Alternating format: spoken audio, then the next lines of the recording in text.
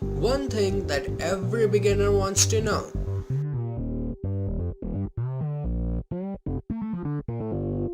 Hey, what's up guys, Dhruval here, and in this video we will cover the topic that every beginner has been asking for, like how do you mask the goddamn hair in Photoshop? And this is a subjective topic. I mean, different conditions, different output.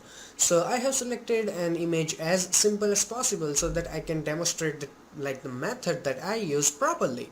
Now as you can, it is fairly simple image, white background and black hair. So how do you start the process? So first of all, I'd like to use my quick selection tool, as you can see here, and make a rough selection around her, something like this. And since it's a white, black in front of white, it shouldn't be that difficult.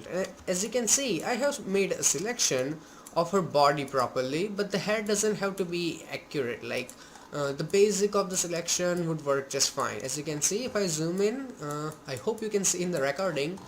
So that's fine. And then once this thing is done, select your mask option from here and click it. So it will apply a layer mask. Now to actually see the image properly, I'm gonna create a solid layer from here, and in the solid I'm gonna keep a fairly bright color. So that one seems fine, and hit OK. Now put this under this layers. As you can see, now we have this white fringing and her hair doesn't look really good. After that, you need to select your mask, not the image, the mask. Then right click on that and select refine mask. Now in the refine mask, first of all check this option, smart radius, and after that make the radius full 100%, actually to 50%. So it looks like magic, doesn't it? And it is, like, it saves a lot of time.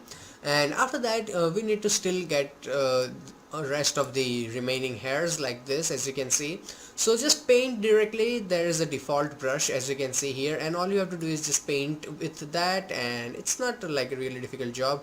Kids in kindergarten can do this. It's just tedious process and a bit risky sometimes because it can also create a lot of fringe, but I will show you a way how to get rid of this really white thingy, as you can see here, which really doesn't look good. So I think we have covered fair amount of hair that it looks enough to look like natural.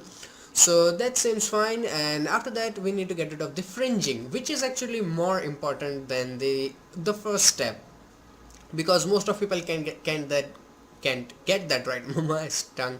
So click these options, and then first of all let's take it this way, and give it some time. Nah, it doesn't do anything, so take it right way, and as you can see it got rid of that, and it looks like magic, and it is, because I really love this option.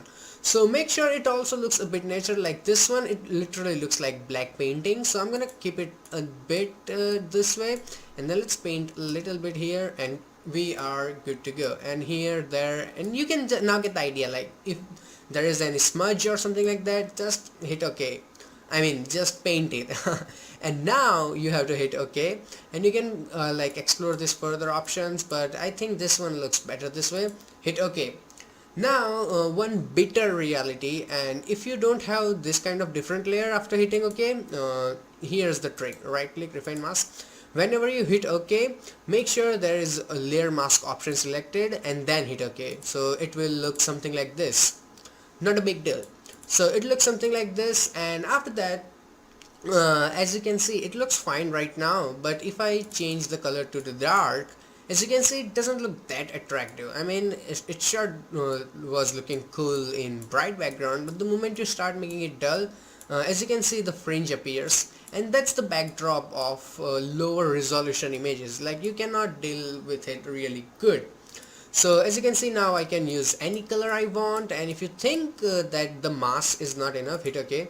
So as you can see, this image looks fine, but if you want even more growth in the hair, just press Ctrl J, and it will make your image, like, it will duplicate it, and as you can see, now it fills in a lot of hair, and I can make another copy and it looks even better. And then all you have to do is select this layers by pressing Ctrl key and click on them, and then press Ctrl E. So now you have your image on a separate layer, totally cut from the background, and you can put anything in behind her, as you can see. So the important thing I would say, like, if you're going to photograph someone, click them in front of gray background or in the white background, because whenever a photographer photographs something, a model, and if they know like they are going to cut it, So they choose gray or white background because it's easier to get rid of. So that's one tip, and another is use a image that is really high resolution, because that will have a lot of data and that will allow Photoshop to like do its work properly. So select a high resolution image, and if you're going to photograph it in front of gray or white background. Gray would be best option.